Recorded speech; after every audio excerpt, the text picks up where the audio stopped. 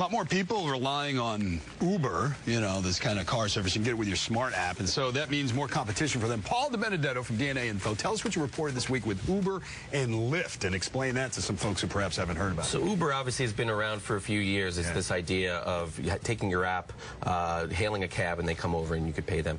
What Lyft, the new company that's moving into New York, is trying to do is basically keep their model that they have in about 65 other cities or something like that, which is volunteer drivers use their own car to drive around, and you could hail them, and then they have a quote-unquote donation-based service where you could give money to them. And they're known by this pink.